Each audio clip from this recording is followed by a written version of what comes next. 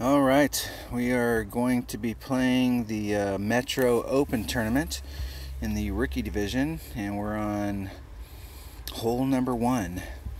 So let's go to a Golf Clash notebook and see what we got set up for hole number 1. I've had a chance to play each one of these holes once, and I've had a couple of them I've played twice, but I had just a little bit of time to practice on Sunday. And what we're going to do is this is going to be a pure practice round for us. So we're just going to go out and check it out and kind of make some choices here in our notes. So what we're going to start off with here is I think we're going to lay up out in this area and try and come right at it with our Saturn. We've got a Saturn that's got enough backspin. And I'm not even sure that on this one you need a lot of backspin, but we are going to take our Saturn and kind of see what it looks like. And then if we think we can, maybe we'll bring our backbone on the next practice round, but today is just a purely practice day. Since we're kind of laying up, I'm going to start off with a Navigator just to kind of cut the wind down a little bit, and we'll see how a 1-power ball works, and if that doesn't work, then we're going to switch to a Katana. The unfortunate thing here is that, whenever you need a 2-power ball, unless you want to do something special, you're pretty much going to use a Katana. So alright, so we got a Navigator. We're going to take these clubs with us.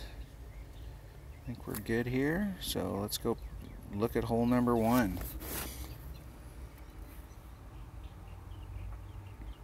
Maybe.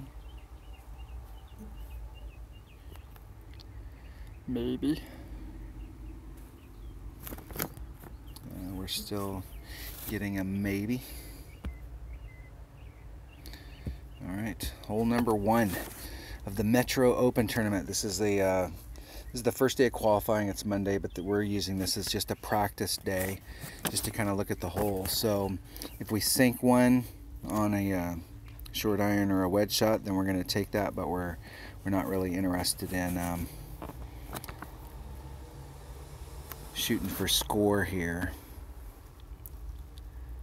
So we could start off out here even with a nav, and we're bringing this ball just to kind of cut the wind down for our second shot. We want to get up there, but we don't really want to push our issue too much with the sand. This club is 2-1 per ring, so we're a little shy of 2.5, or excuse me, 1.5. Just trying to hit perfect. The perfect timing's been off because I haven't been playing that much, so I usually leave myself enough room, and that was just about not enough backspin.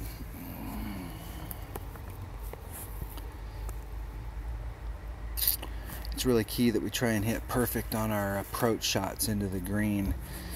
There's a lot of holes, it looked like, especially these par 4s, where you're going to be coming at them with a long iron, or if you put yourself in the right spot, a short iron. And so we want to get our perfect timing down, because if you line it up right, it'll take a perfect in order to make that shot. I'm not sure if with a big topper you might be able to make it over this sand and end up out here. With my practice account, I may come out and I'm going to try some of that stuff just to see what it looks like. But here I'm going to try just kind of a nice and easy stuff. On hole number 9, we've got some special stuff we're going to do, but at the beginning here, we're just going to try and play it nice and easy. So we're within our Saturn. There's minimum club. There's maximum club. So we're about mid. So with my Saturn at mid, it's about 2.3.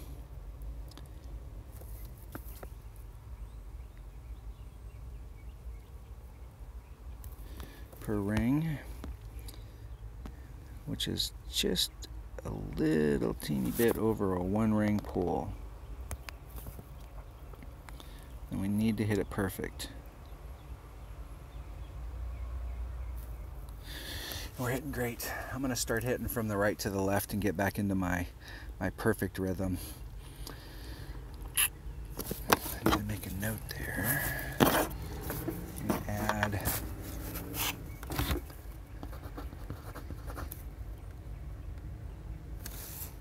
was a 2-3 pull. I need to add about 5% on green shot. I needed to pull, we're going to subtract out 5%. I needed to pull that. I pulled it a 2-3, and what would have worked better, I hit it great. I'm going to have to go back and watch that video and see which side I hit it great on. But we're going to need to adjust that a little bit for, either going to have to take off a little or add a little bit to our wind adjustment there. Because that was right dead at the hole, and I definitely hit it great. And we were started off right at the hole, so I need to make a little bit of an adjustment.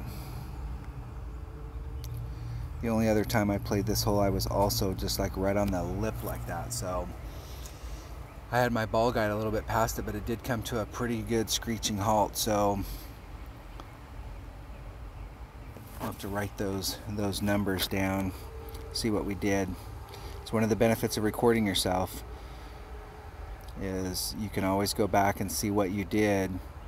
Sometimes in the heat of the moment when you're playing, you're not paying attention, and then you go back and watch and you see exactly what it is that you did. And I'm not sure why I took that putt. I forgot.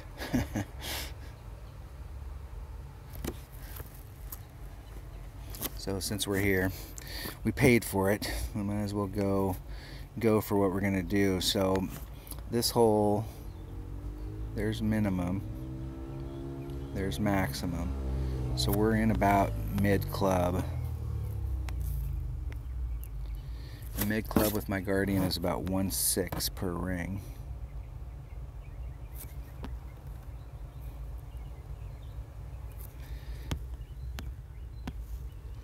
So there's 3, and we're running out of time.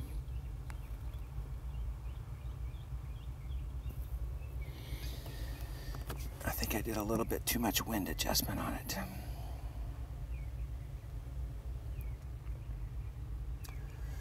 Who knows? I was running out of time. I stopped and moved it around. That's why they call it a practice round.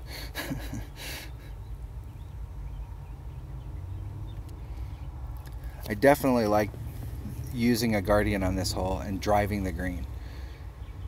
There's so much movement out here in front that being able to start off on the green and stay on the green, it's going to give you a much better shot at a hole-in-one. But anything that you can avoid those moguls, you get down there in those moguls and you hit it perfect, you may end up where you want. You hit it to the left or the right, you're going to be on this hillside and the ball's going to take an irregular bounce. So on these types of holes, the closer you can get to the green, whether if you only have enough backspin to start on the fringe, the closer you can get up there and avoid all that stuff, the better. Now that was a 1-power ball and we were in mid club, so it's not going to take much. You could come here with even if you had a Marlin, you're still going to be all right. All right, that was hole number 1 of the Metro Open Tournament, and this is just a practice round.